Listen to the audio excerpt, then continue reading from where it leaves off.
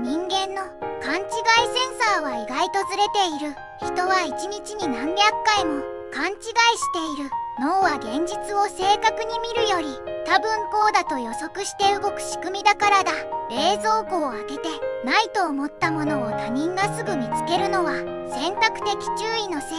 一度ないと思うと脳が視野を狭めてしまう。顔を覚えられないのは短期記憶の整理機能。